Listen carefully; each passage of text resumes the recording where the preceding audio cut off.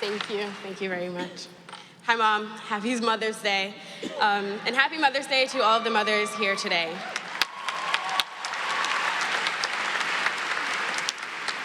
Welcome, President Pelton, Board of Trustees, faculty, staff, honored guests, family and friends, members of the class of 2016, and a special welcome to my family who had no idea I would be up here today, so hope you enjoy. I'm not going to lie to you, I am a little nervous. As a student leader for Ebony, Flawless Brown, and Power, this is a much different venue from what I am used to. I'm up here alone, no hundreds of people marching with me, standing with me, no megaphone. However, I suspect many of us are having the same feelings about graduating today, wondering how to be impactful and loud enough on our own. Because each one of us came to Emerson eager to find our voices and to speak to the truths and fictions that we wanted to share. For some of us, Megaphone has been Emerson Channel, Communication, Politics, and Law Association, Newman Club, Emerson Dance Company, MCOM, or Your Mag, just to name a few. These organizations' members and leadership gave us support.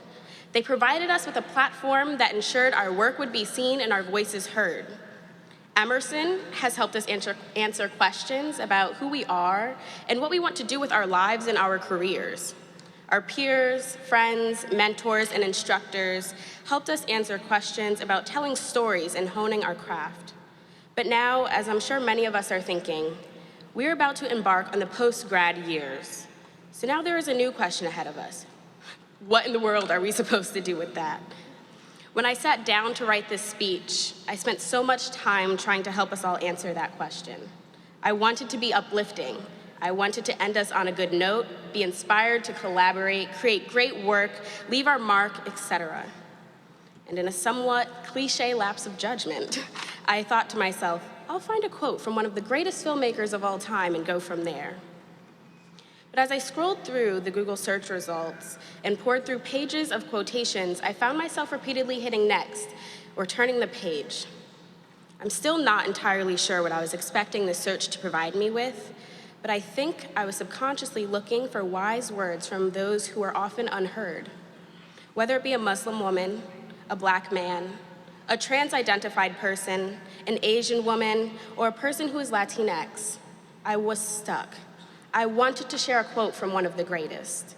I wanted to be able to use their words, the words of a brilliant storyteller to inspire us, to empower each and every one of us to feel important and able to make a difference.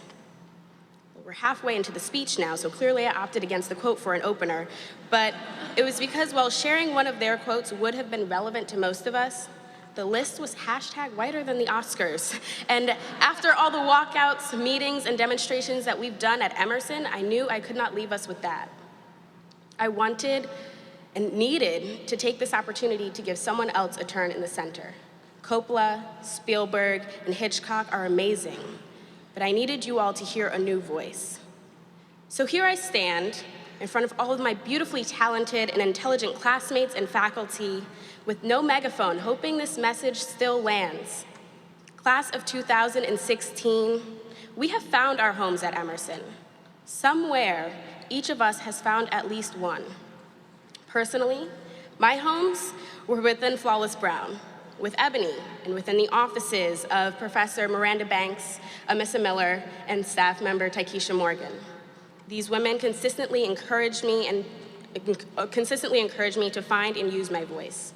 These homes provided me with a space to grow, both creatively and professionally. There, I found people who trusted me to lead and saw me at my best, and also witnessed me at my lowest and still continue to support and motivate me. The members of these organizations, these families, my sisters, brothers, and friends have marched with me in protest and cried with me after. Whether we spoke every day or just in passing, I rarely felt alone. I hope the same was true for each of you.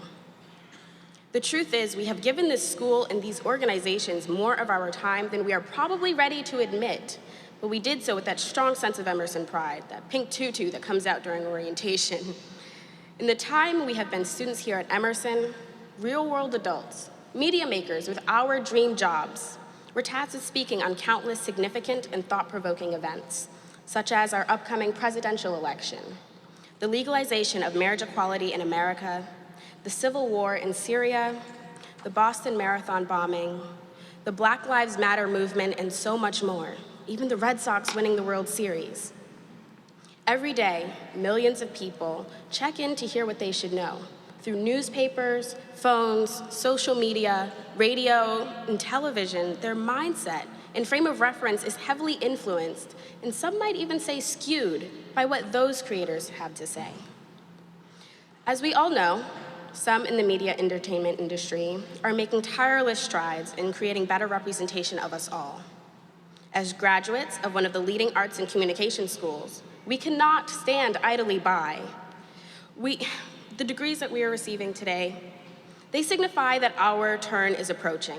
We are the next storytellers. We must not only adapt, but charge to the front of the inevitable shift, just as we've been doing for years. Whether it has been standing up for Sodexo employees, demanding more inclusive syllabi, or just wanting more freaking mozzarella sticks for $4.99, Emersonians have learned how to speak up. Eventually, we will have jobs we've dreamed of for years, but we cannot ignore the in-between phases, when we are a PA or an intern or an assistant somewhere. Let's face it, it's bound to happen to some of us, and perhaps the first day on a new set isn't the best time to speak up. We may feel like we should talk less and smile more, but it's important to continually stay grounded in your ideals so that when the opportunity presents itself, we still have something worth saying. During these in-between phases, we can all continue to walk into meetings and introduce ourselves with our chosen pronouns. We can stand with our coworkers if we recognize privilege operating in common spaces, and if we see ourselves in these positions of privilege, which many of us will, the key is recognizing it and knowing when to pass along that megaphone to those who may inherently have fewer listeners. As Janaea Khan, co-founder of the Black Lives Matter movement, said at their keynote lecture during Ebony's Black History Month, we have to remember to give others a turn in the center. Continue to rotate so that everyone's voice may be heard and respected. As a whole, we've had some of the best internships, performed in Emerson stage productions, studied at the Castle, or learned from industry professionals right on Emerson's campus. We've been taught the technical know-how necessary to succeed in our respective fields. That is abundantly clear.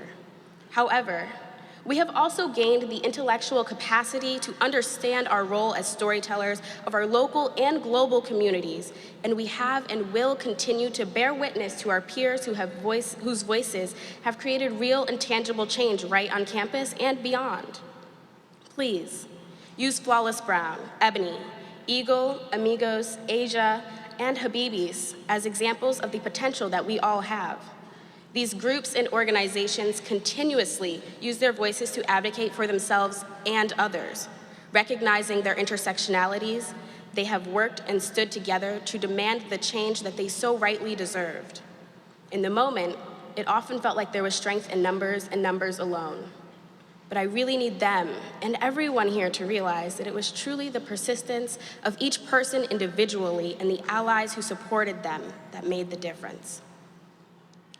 Remember when I was talking about the Google search? Well, anyone who knows me knows that I didn't really stop there. And heck yeah, I found a relevant quote to inspire all of us. Class of 2016, I want to leave you with these words from Ava DuVernay. If your dream only includes you, it is too small. As we take these steps towards our future, please dream big. As you write for the New York Times, as you are elected to a position of influence, as you develop an innovative early childhood speech intervention model, dream as big as you can. When you publish the next great American novel, as you write and star in a Broadway show, or as you create marketing strategies for Pixar's next big hit, dream past what that title can do for you, and rather imagine what you can do and who you can help with the power of that title and the megaphone it gives you. Good luck, everyone, and most importantly, congratulations.